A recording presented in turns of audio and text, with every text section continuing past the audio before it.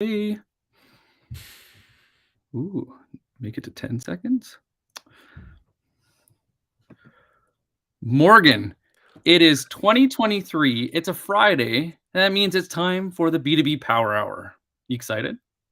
I am. Happy Friday. Happy New Year.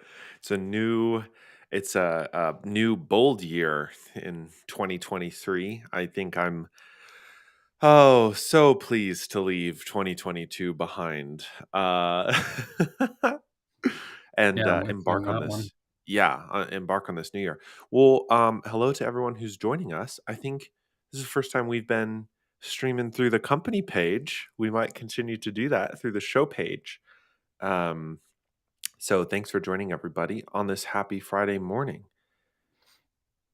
Yeah, this season 3 is a big one, and Mm, I really wanna start off why I'm so excited for it. When I was going through all my sales journals and I was reviewing what got me to where I am today, I realized more often than not, as sellers, we're left to fend for ourselves. mm, And it's incredibly frustrating when you start at a new company and you're given nothing to succeed.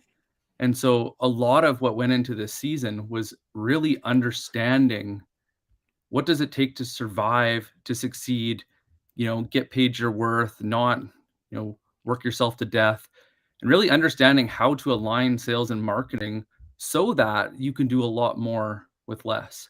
Because that's what started this whole thing was, hey, Morgan, was me and you yep. going, hey, why is it that you're this was the joke was, I make the money, I give it to you to go and help me get more sales. Why is it what you're doing doesn't lead to what I'm doing and you still have a job?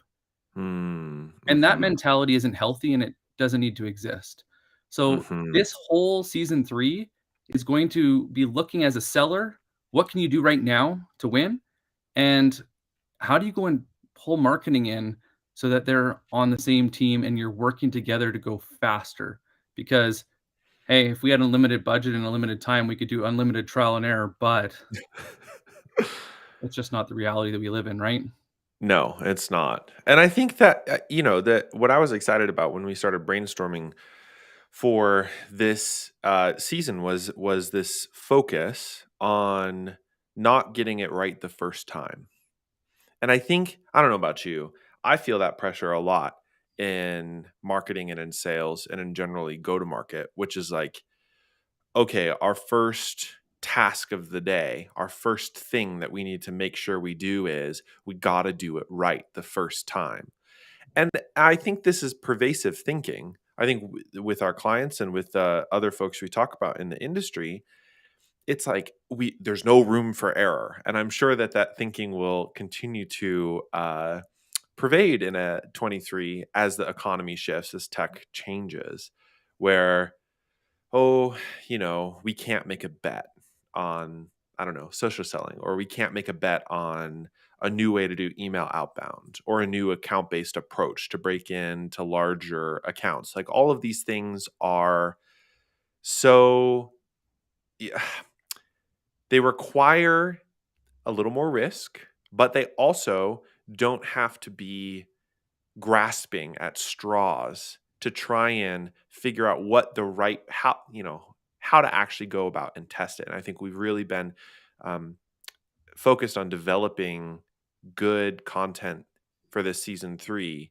that helps folks, you all, ourselves, have frameworks, do tests, do insight, or have insights, develop those insights that you can use whether you're a seller, or you're a marketer, or you're somewhere in between, which seems all the more common nowadays. Well, I think really one of the things that I was thinking about as we're going through this and planning it all out is you're increasing your hireability. Mm, Right now that's the biggest thing. Can you avoid the layoffs? Can you be hireable? And I think what I started to realize when we were going through my journals and looking at, the past 10 years is like what made the difference. And what made the difference was experimentation and capturing that somewhere so I could reflect on it because that knowledge of the market, that knowledge of sales, that knowledge of customers, knowing how to talk to marketing, knowing when to go to CS, knowing when to go and get technical support, and mapping that all out in a framework, that was key because I'm sure you guys get it too. They give you a script, they give you templates. and I'm not gonna say they're useless, but they're pretty close because nobody explains why. And it's like the same reason why, product marketing will start talking about how amazing their features are and forget that nobody cares because people only care about the product features when they're going through an RFP. But that's not what people go on social media for, is for RFP information. They wanna connect, they wanna be entertained, they wanna learn. That's why you guys show up, I hope, every week, I unless it's hope. just when watch me tease Morgan, but um, thank you, Amelia. So nice to see you. George, happy 2023. Jamie, Jeffrey, so nice to see you guys both. Happy New Year. And I just want to, in the chat, well, I guess this side. Oh, yeah. if I didn't Uh, flip my camera, I guess. Ooh, that's going to be fun. But in the chat, if you guys want to go and throw, what is the biggest thing that you think is going to make this quarter rock? As a mhm. seller, Yeah. as a marketer, what is that one thing that's gonna move the dial and get you noticed, make you money, get rid of that stress? What is that one thing? I wanna hear it, and I'll make sure that gets included into our content, and me and Morgan Mhm. will what do you Talk think is about that it. one thing, Morgan? I that's a hard question. I was actually thinking as you were going through, like, I I feel like there was a lot of emphasis in 2022 on developing, like, the right playbook, and I think that's sort of driven by sales enablement in part, where we have a bunch of enablers who are trying to document the right way to onboard and train people. I also think there's probably top down from a CRO or a CEO, which is okay, we have a go to market strategy, we have our certain product, our positioning, our pricing, but now we need to train sellers and train marketers on how we need to reach our customers. And I think everything that I've seen as we've come into this new year suggests that playbooks aren't all that useful. And I Oh, think oh, somebody's gotta clip that one. I don't think playbooks are all that useful, not because they can't be, but because they usually expire really quickly.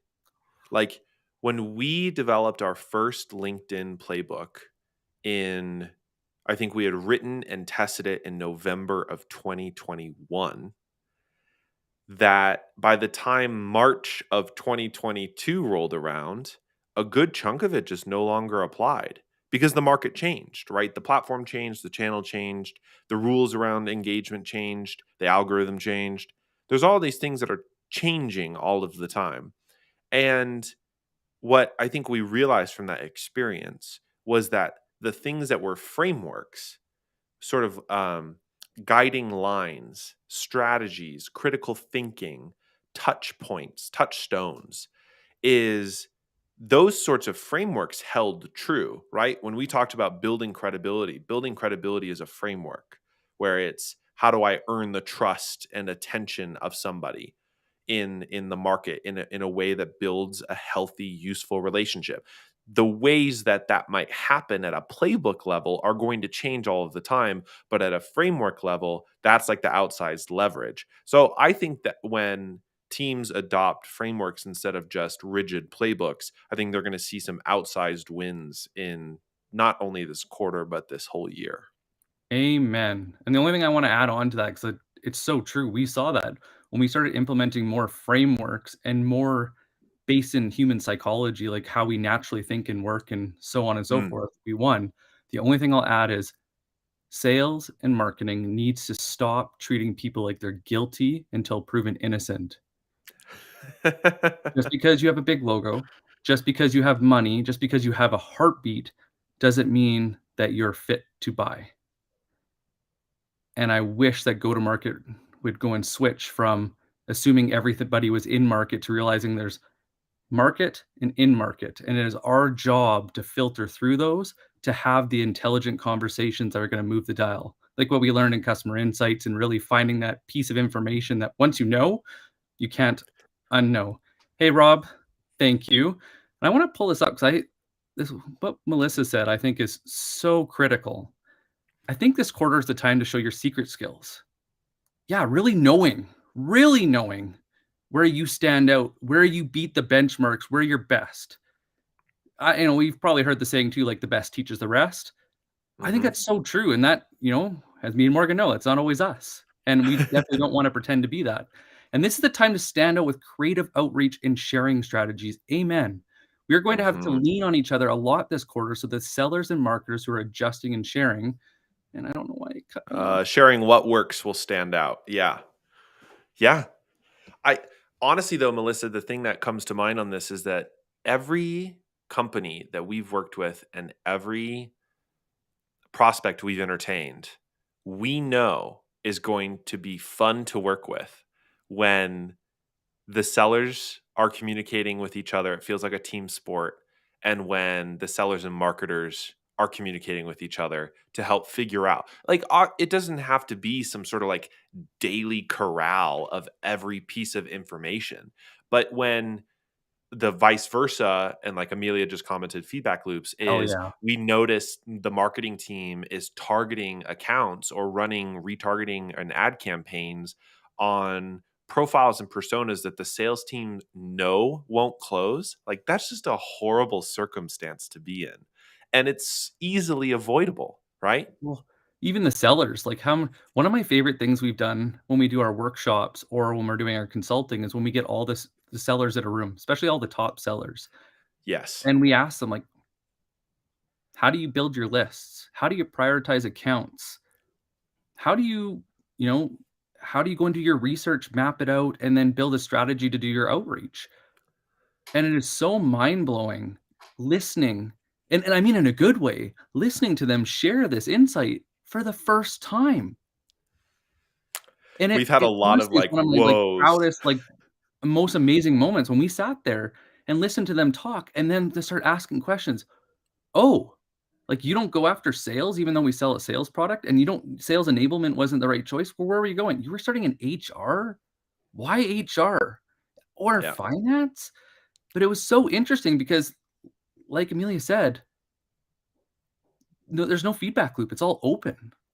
And we're Mhm. not sharing with each other. We're all testing different things, messaging. We're trying to figure out what titles at what function, at what industry vertical, and everything else to go and do our work. But nobody's Um, sharing. I don't mean to cut you off here. Amelia had commented a really good one about having your buyers be your best sellers. Turn is real, and having those who use and believe in your product, i.e., spreading the word on your behalf, is going to be critical. So true. Mm, And a lot of that, I think, is going to be some uh, emphasis, I think, on customer service and retention. And I think there was this kind of all out blitz as a result of the pandemic to see how many customers companies could acquire. It was all acquisition, it was all new logos, all, net new revenue, all the rest of it. And I think as things in tech at least are shaking out, other industries are a little bit different, that there'll be an increased focus on how can we create amazing buying experiences that help create champions of our brand and spread the word. that don't stop at the sale. Yes. But Yes. one of the more interesting things that I I'll speak for we, Mark can go and get back at me if he doesn't I'll agree. correct you if He you're always wrong. I does. mean, It's yeah, have no I know, fear. like, but, we go through so much targeting with customers, and there's so few that look at repeat customers as a Mm, benchmark of who to focus on, and then dissecting the win-loss and looking at why it worked. Why were they willing to change? Why did now make sense? And why did they pick you? Like, honestly, if you just focus on 3 questions, 3 freaking questions. I remember when they used to give us, like, 50-point checklists to go and dissect this. yeah. Now you look at it from the 3 questions and you're like, "Holy crap." But the Mhm. repeat customers are the best bang for your buck, and I hope you guys get commission off of renewals and or upsells because that's the thing that I loved about selling at a high level when I moved to more elite sales is that relationship that I got to carry over and see the promises I made come true. That was my greatest fear when I started selling, is doing that handoff to CS or whoever else and then losing it. And repeat customers, I wish people would spend more time on that and less time on the market because the market is a waste of money. Yeah. Repeat customers where the money is, and if you take that one-on-one conversations that they really lean in and understand, look at those moments where they understand it better than anyone else, faster, like, they see the value right away. What happened in those conversations? And if we can share that between sales and marketing and CS, the triple threat, oh my Mhm. god, is 2023 going to look completely different? Because it's not growth at all costs. That isn't even the question anymore. It's how can we increase the communication to deliver the right information to people that trust us? And I think we can't nobody gives a shit about your company. You don't need to tattoo your company's name on your forehead.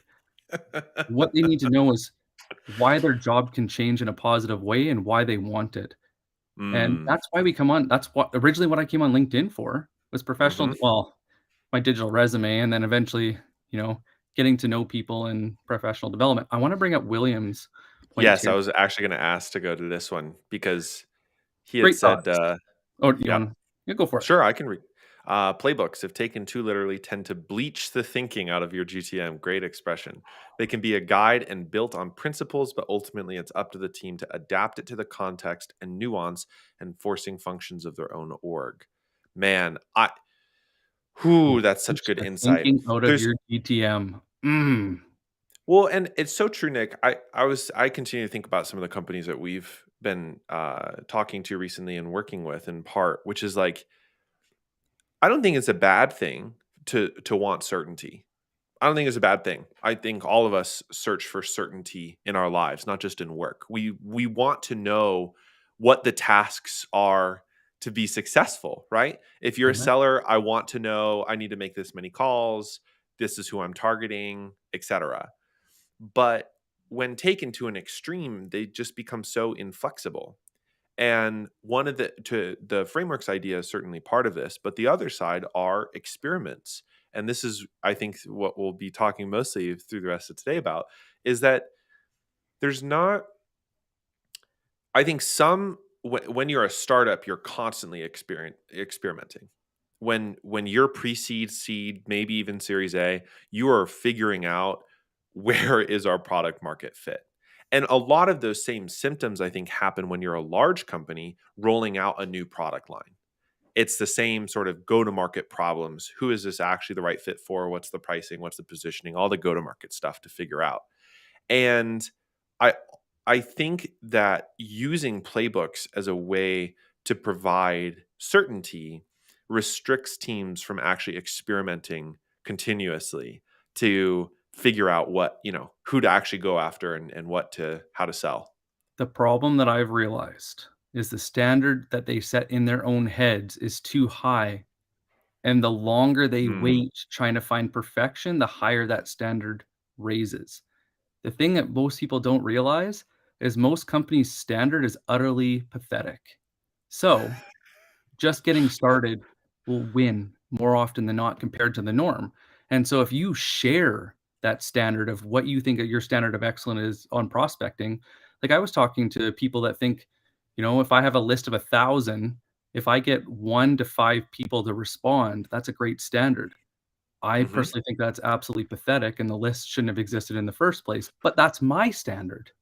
mhm. Like I don't like hunting with a shotgun. I don't think it makes sense or a machine gun. Like just doesn't Mhm, make sense to me. Like, I'd rather be a sniper and put myself in the right spot and talk to the right people, but that's my standard, but I wrote it out, and one thing I learned from actually Amazon's six-page memo is they have tenets. mhm, Tenets are like your mhm. culture, and the cool thing about tenets, if we do this from a prospecting lens or even from marketing, is how do we wanna show up and what are our rules of engagement? Going back to what was said about principles, it's your principles. What do you believe and how do we act? And that should reflect on your company because if you don't reflect on your company, either you're not in the right place or they're gonna go and be very disappointed when they start dealing with anyone but you.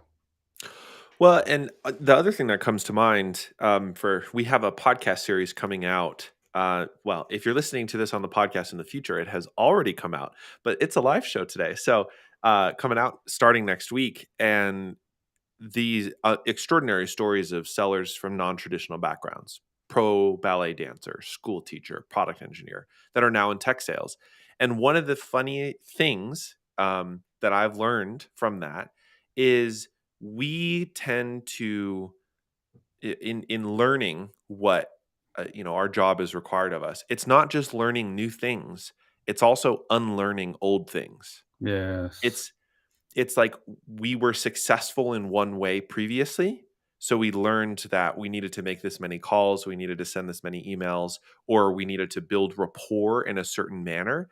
And then suddenly we're in a new job, or we're in a new industry, or we're selling to new people. And now we have not just learn how we need to approach these new prospects or how as a company we need to go to market. We also need to unlearn some things that maybe served us previously, and that is some hard ass work.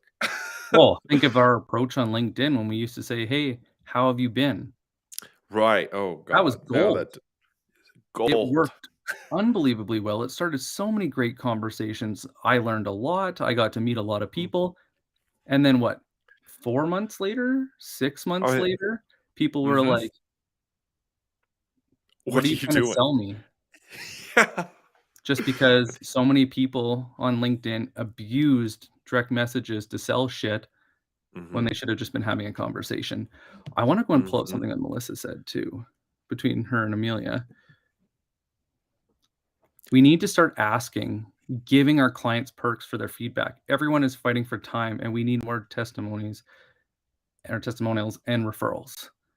The thing is, So when true. people say about giving perks, that doesn't necessarily mean free things. That could be a free consultation, that could be a free resource, that could be, you could even do like a little workshop with them. Like, there's so many different things that opens doors, and especially if it's post-transaction and you're getting feedback, it might be a workshop that you pull in CS to go and help them actually see the value of what you sold because they're not quite sure how to put it all together. Like, it just and referrals. I joked with Morgan that, with Aligned, my goal is to not have a website, not have anything, and just have business come from people that know who we are, Mhm. trust the way we think and the way that we're looking at go-to-market because they choose us and they learn through people that they trust.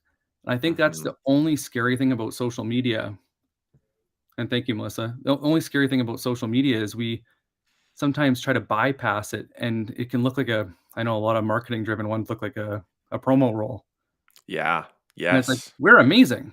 We're the Yeah. best. Simply the best," and they have all Right. this, like, features and benefits, realizing that that's what tunes people out. They don't care, and you haven't earned the right to tell them that anyways, because that knowledge they have to trust you before that means anything. They also need to understand their problem. Now they're Well, getting the job done, so you're telling them that they're stupid? Because that's kinda what it right. feels like when people go and say, "Hey, you have this problem," and if you what was it called, Morgan? The nail in the head? It's not about the nail? Oh, If yeah, you it's not about Google, the "It's nail. not about the nail," I show Oh that in a gosh. lot of coaching, and people just die laughing, but it's like telling someone to relax or telling someone that they have a problem when they've never asked, or like, at the gym when people walk up to you and tell you you're doing something wrong, it's like, "You can Yeah. F off now, I never asked for Yeah. your opinion," but that's what how Right. sales can come across if we're not careful. Well, I also think it's how marketing can come across too. I mean, as you're talking about like promo reels and all the rest of it, like the problem that I see a lot of the times when go to market isn't aligned between marketing, sales, and success is marketing creates its own idea of the customers that they sell to and the ways that they need to talk to those customers. And the problem with it, and the reason it persists, is that sometimes the marketers just are right. Like, they articulate something in a way that works, and suddenly they get a lot of leads that not only convert but close. So, okay, we got lucky that one time, and so they try it again. But then suddenly, maybe the sales team has learned something else, right? Like, this is why a win loss analysis isn't just for the sales organization, because a win loss analysis can teach a lot to a seller about discovery technique, about qualification. We can use that to improve sales processes and understand the buying journey. Jen Allen had a great post about it earlier this week. But it can also be used at a strategic level to inform targeting and to inform list building. To what you were talking about earlier, Nick, I continue to think of, okay, if you built an entire list based on the qualities of your repeat customers, how would that differ to the kind of list you currently have? And I almost guarantee you there's going to be a little Venn diagram. There'll probably be a little bit of shared wisdom there. But for the most part, I think our experience has been companies do not align the repeat customers that success loves working with the lists that they're handing Could SDRs or you AEs to go imagine work. could you imagine if you got a report weekly or monthly or quarterly of the top 2 to 3 problems that CS addressed? Oh my gosh. That'd be amazing. Like, sales and marketing got that? That would have That's some been low hanging fruit. a game changer. Hmm. Hmm. Or, But it's and well, what's the most used feature? Why? What were right, they it's doing all these before, and how did that little change their workflow? And you know what it's the also one funny thing I've realized from reading a lot of marketing material is oh that boy. people think of transformation as digitization. Mm. We need to strike a lot of shit out of our vocabulary because it's not transformative when it goes to digital, it's transformative when it changes the way you work. And if all you're doing is switching from I write on paper to I write on a computer, that's not transformational. I think that's the problem is when people hear transformation, it doesn't comprehend, they don't understand what it means because it's so used and abused that it literally means nothing. But it's like, hey, we actually looked at how the average company works in this particular function and found out that 70% of their time was done in data entry, and we actually found a way to quickly automate some of those functions to free up. We couldn't get the full 70%, but we actually got, closer to about 50%. Would it be worth a conversation? Yeah. Yes, please. Now Yes, or please. right? Well, and this actually what have I called this? The parrot test. If you don't sound like a parrot to your prospects, like in your marketing and your sales, like there's an issue there. Because let me pull this up. This is why I think we've also found social listening so useful, because you can leverage digital networks to find the ways prospects are naturally talking about these issues without necessarily having to have one-on-one conversations with prospects. But like the let me just pull up some social listening I was doing the other day about um, the ways SDRs are using LinkedIn. So this is word for word what somebody wrote. How can I properly start a conversation through LinkedIn with these connections in a professional way that also doesn't sound too sales pitchy? We could turn that right back around into a headline on a landing page, into a marketing campaign, into the sorts of language we would use in an email or a cold outbound email if we had to sell this individual seller on this LinkedIn, whatever. Like that's the parroting of the way prospects are actually talking about their problems compared to the way marketing sometimes asks prospects to talk about their problems. Because to your point, I don't think I don't think have ever gotten an email or a call that's like, can you please transform our go to market strategy? But can you imagine how many headlines we could write about transforming go to market strategy? Like that's a misalignment with the way buyers are buying and what buyers are saying basically. So funny. Over 10 years, the same questions I hear all the time. I don't know who to talk to. I Mhm. don't know what to say. I don't know how to reach out, and I don't know when is the right time. The one thing I wish I would have known sooner, I'll just throw this in as a one caveat. I wish I would have had better task and project management skills younger. I didn't because we're just especially now with just getting like, hundreds of DMs and hundreds of emails and like I see why executives don't respond or they can take so long is because they're just bogged down with dealing with the day to day. Mm. But trying to think of the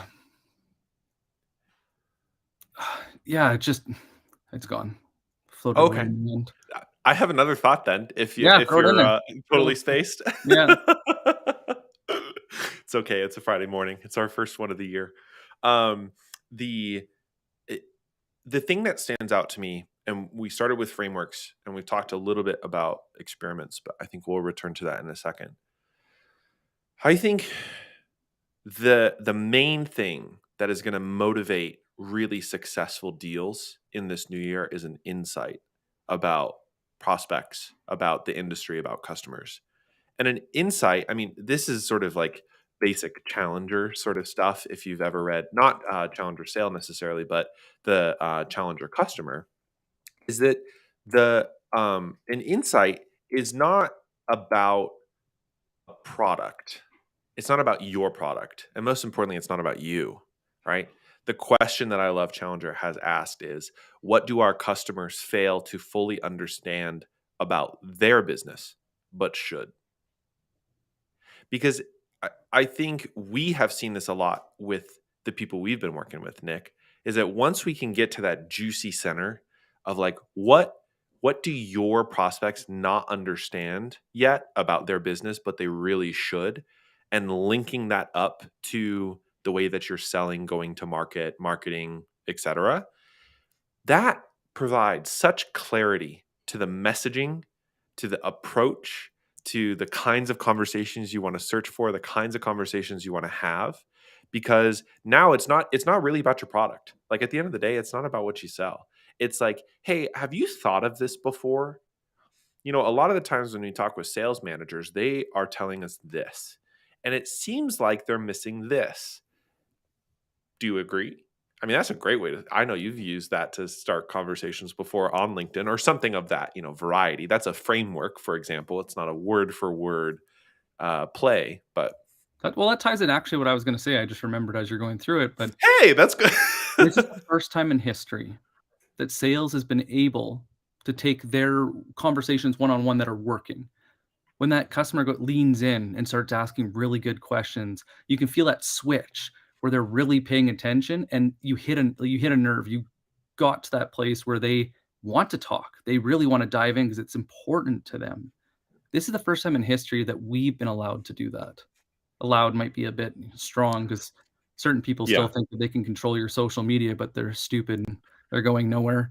But reality is, like, if you have that one of those conversations that really, really makes people lean in, that they go, "Uh-oh," and they realize their problem, that's the power of social. That's the power of digital marketing.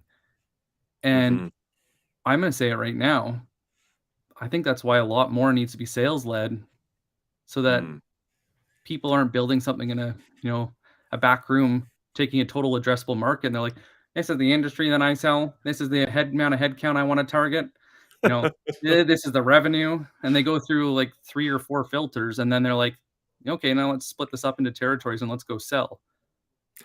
I don't disagree, I will say. I do think, I mean, I think there is an art form to the way marketing needs to be articulated, I think, compared to the way like sales messages need to be articulated, because they serve different purposes. Yeah. Obviously, there are sellers who do marketing's job in some organizations, whether they're educating the client or they're, building demand in the market or awareness sort of stuff. Like these are traditional activities that fall under marketing's responsibilities, even though it's, or our marketing tasks, even though sometimes it's SDRs or AEs doing the work.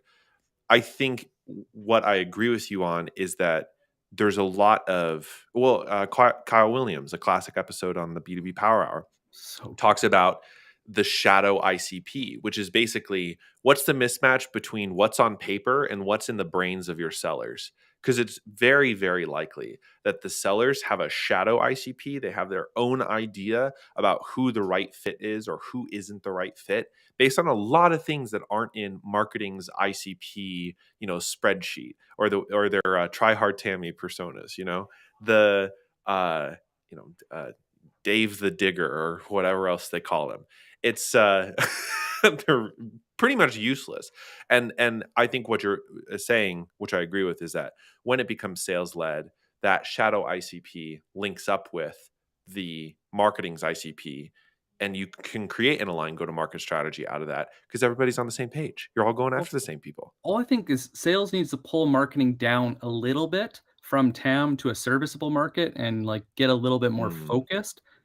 I think marketing can actually pull sales to get out of too deep in the roots so that they can do more than just one to one. So I think it's actually the perfect balancing act, and that's why it pays so much to be aligned so that you're selling yourself fully and not selling yourself short. Because it doesn't matter if it's sales or marketing. That's what I keep seeing is it's too high level or too deep, and sometimes you just need to be somewhere in the middle because the polarity is what scares people, or you're just hoping and praying that they get it, and that's why sometimes it's kinda magic, and that ties into what we learned about experimenting. When I Mhm. was first starting, I felt like a failure. I felt like I was going nowhere, it was miserable, and I was angry.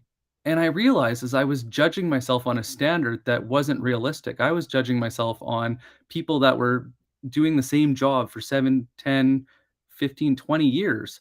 That wasn't the standard that I could perform at because I wasn't there. And when I started to go and break down what I was doing into steps, I could score and see progress because now I could see if one was better or not. Hmm. And it was the Mhm. first time that I was proud of the work I was doing because I was building my knowledge base and increasing my value. And this is kind of what I was saying, hinting about earlier about sharing information. That intellectual property, it doesn't matter where you go. That's what companies die for, but don't ever capture anywhere or don't do anything with, or they don't take this process of breaking it down. They just blankly A/B test and call it done. That's not an experiment, by the way. And I think this is the biggest thing that hit me is when you're using a framework with principles of kind of giving you guidance on how you want to act or what's acceptable. Here's your framework of how to go through things. The one thing that's always missed is how are you coaching it and how are you scoring it? And so when I was doing insurance door to door, or I guess job site to job site or business front to business front, I used to go in. So my opening, did it get me in the door? Mhm. After the opening, how how did I navigate that conversation? And Mhm. then asking for the meeting. So I only broke it up into 3. I know that Bilal breaks his up into 4. You're opening your, mic drop, next I think it was next steps or qualification, and then, next steps. So he broke it into 4 to really understand what was working. So, if you guys can take away anything today and through going through this whole series, which will go so much deeper into this, that was the first time I was proud of the way I was selling because I was getting better and I could see it before I put points on the board. And once I got to a standard that I was proud of, the sales came and they Yeah. only got better. One thing we got really I haven't seen very often. I don't know you guys get in the chat, but I don't see many companies doing deal reviews anymore. Hmm. Mhm. That was one of my favorite things to do. Well, not at first. Well, in the After one of my moment. favorite things to do because you'd be like, where did I lose this account? What changed the momentum? Why did it go away when it looked like it was so promising? Or one that I've somebody else phrased it differently for me was, "When should I have known to cut my losses on that account? It was a bad fit," or something of Mhm. that nature. Or the other part is, like, how did you know it was going to win? Like, your odds went up scoring those deal stages. And that was really fun because once you had 6, 7, 8 people in the room all telling different stories through a different lens, that's when you start to see things differently and it opens your mind to something new. And that's what changes you as a seller or a marketer. But the problem is, we're all too often, especially now in remote work, stuck in our own little world. We don't share that information. We don't talk about the work we're doing. We just talk about the profession we're in. And I think that really sells us short as well for our domain knowledge and our ability to grow and develop in our positions. Yeah, and I don't think, you had said something earlier, I just wanted to expand on this. An A/B test isn't an experiment, just to be clear. An A/B test is an A/B test. It's a good to okay, you have 2 options. With those 2 options, you test, uh, you know, in component parts. So, you run an A/B test on cold email, outbound sequencer, and we're A/B testing a subject line or A/B testing a message in the email. and then we have a result of the A/B test, which one generated a higher response rate or whatever else. The reason that's not an experiment is because an A/B test is a step in an experiment. It is a larger program to do, and a lot of the times the reasons that at least I see, and you could correct me if I'm wrong, Nick, that companies don't experiment is because they don't know how, obviously, but they also think that experiments are little projects. I think they're Really, also what they just way too are, scared to fail. There's the fear of I think messing they're up way that too I think scared. is 80% of it, not Yeah. realizing that you're not gonna lose that much, and quite frankly, staying the same, you're gonna lose a lot more, so are you ever really standing still on a treadmill? Yes. Maybe when it's off. Well, and the reason and what to think about when running a larger experiment is that you're not just testing an individual channel. What you're trying to basically figure out is how do we go to market for this specific audience? How do we reach this can I speak today? This specific, gosh, the plosives, uh, persona. When I reach out to CFOs, what should I do compared to directors of finance?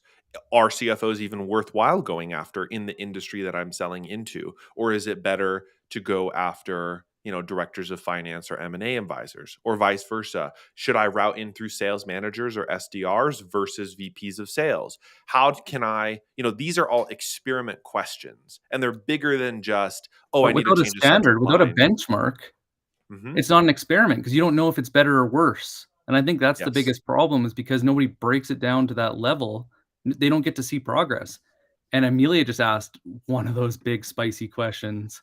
I'm down. Where does collateral live? So in the Hmm. chat, guys, should it be in the CRM or should it be somewhere else? Should it be a meeting? Should it be an email? How should this be shared? This has been one of the big ones that's been living on my brain because the 2 I keep hearing is an enablement, so like HighSpot or something, or the CRM. What do you guys think? But this is what Amelia said full. Wouldn't this solve a bit of sales and marketing, having knowledge of what's even being done on each side? Say messaging, different departments, then what's working, discussions, weekly, biweekly, something. Yeah, it really brings those conversations in clarity. It is a very interesting question, Amelia. I don't think it lives in the CRM, just for the record. I think it should. Uh, it's the problem is actually not the physical piece of collateral. It is the production pipeline for the collateral. Like at an operations level. So, and what I mean by that is when on a marketing side, usually what happens is there's a production pipeline. So there's an initial meeting about what kind of collateral needs to be created. We need a one pager, we need a flyer, we need ads, we need whatever. Then it's okay, let's go through the creative process of generating ideas and filling down filing down, sorry, different options for what that creative is like. Then it's getting approval for that creative. Then it's running the creative. Then it's testing the creative. So, like, there's this whole production pipeline. And I think static versions of collateral, being sales decks, description sheets, one pagers, all the rest of that, like that, the sales go to market success should inform those initial parts of the production pipeline. Like, it needs to be, why are we creating this piece of content, or vice versa, sales is saying we need this because we keep on getting in front of prospects and this is outdated, or this doesn't make sense anymore, or we need this new thing because they keep on asking. Like that, to me, that should inform the production pipeline. Where it lives in the long haul, wherever's easiest, I think. I think it needs to be shared. Like the thing is, we're doing trial and error at scale. Hmm. And I think whether it's a weekly meeting, biweekly, monthly, that people should be putting this outside of a CRM, which is just a reference system and Yep. maybe a little bit of task management. But what it should be going into is some type of drive, some type of file, but it needs to be shared amongst the three different functions of go to market. It needs to be going from marketing to sales to CS, and they need to be saying what were they testing? Why? Hmm. Hmm. Did they exceed it? Did they meet it? Was it something they would never do again? Like, give their opinion on what happened with real numbers, share it. And then what you could do is like clip that and turn into a brief. Because all we're trying to do is trying to figure out where our time is best spent. Where's that best bang for our buck? Where's that leverage? Where are those big bets that are worth the effort, the risk? And right now, that doesn't exist. It's all kept independently. And I think if anything could really change 2023 for companies, it's how they're Mhm. running these experiments, breaking it down to score it and judge it, to see progress at a smaller level so they can see if it's working or not just because it sold something. Well, and I don't wanna miss out on what you had just said. Basically, I mean, this can be pretty intense, and we're gonna be dedicating, I think, plenty of time in this season 3 of shows to experimentation, but everything starts with a benchmark. It's not an experiment unless if you're benchmarking against something. I think you can maybe benchmark against yourself, but it's always important to have some third party references.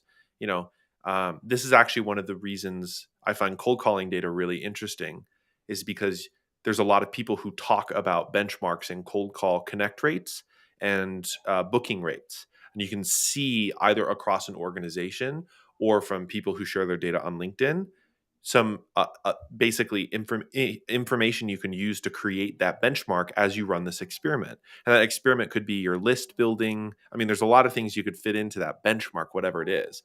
But the thing I don't want us to miss is experiments are not about trying a new way to sell a company all at once.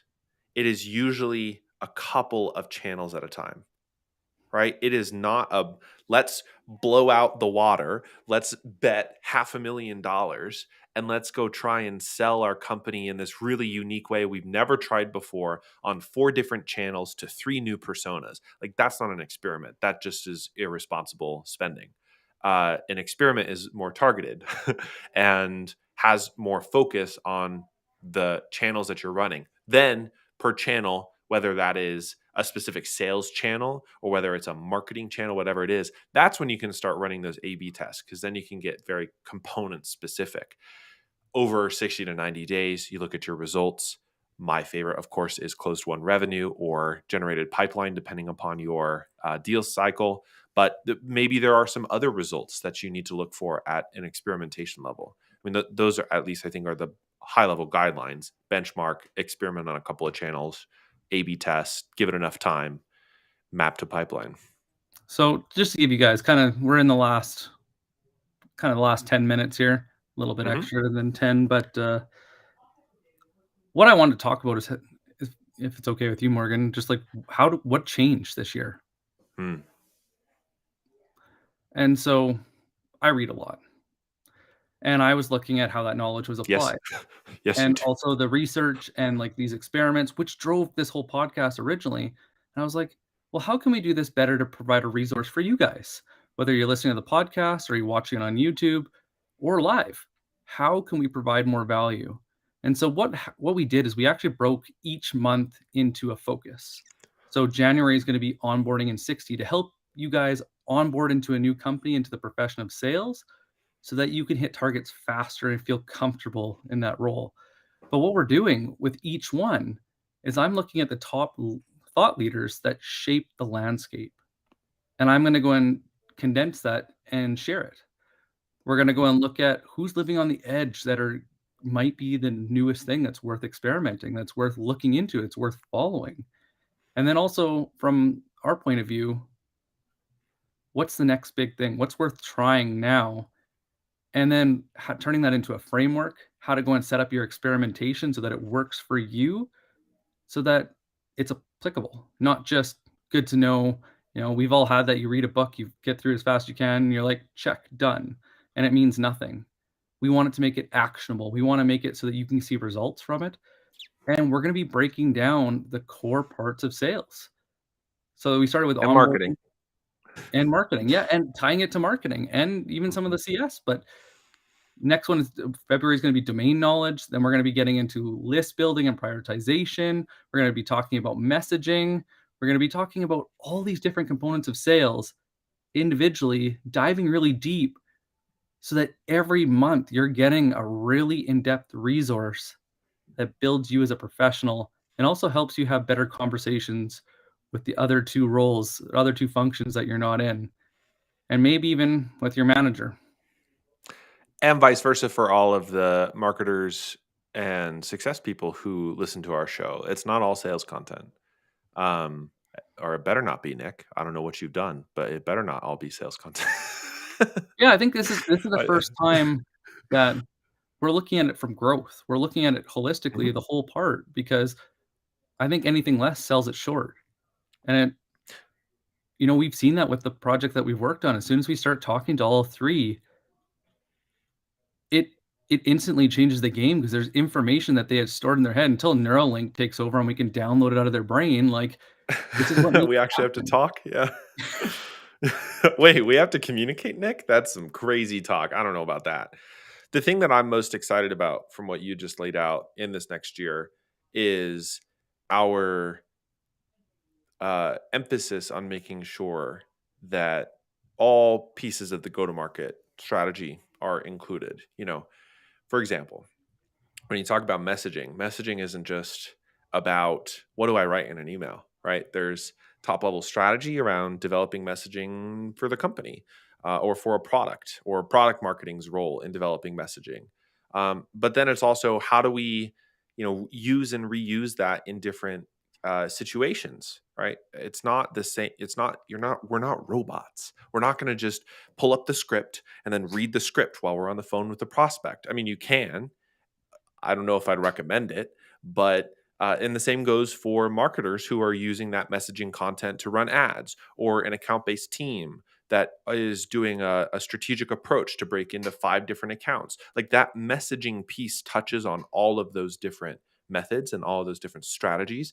And every component, I think, of this next year, of this season 3, is going to be looking at the big kaleidoscope of how all these pieces come together and not just and the best part of what you laid out that I'm most excited for is it's not just, oh, look at how cool this is. It's also, hey, thinking of doing this on your end? Well, we might have something to help. You know what I'm really excited for too? Hmm. Is talking to the practitioners that normally are too busy to talk. The ones that are really good at one aspect of the main part that we're talking about, getting them on a show to talk about how they built that knowledge, what they learned, why did they try something differently, or where, if an amateur was doing this, what is the most common mistake they would make? And really understanding that knowledge base and those insights that they've built over years of doing good work and share that with you guys to really drive your experimentation and build that knowledge and that confidence in what you're doing.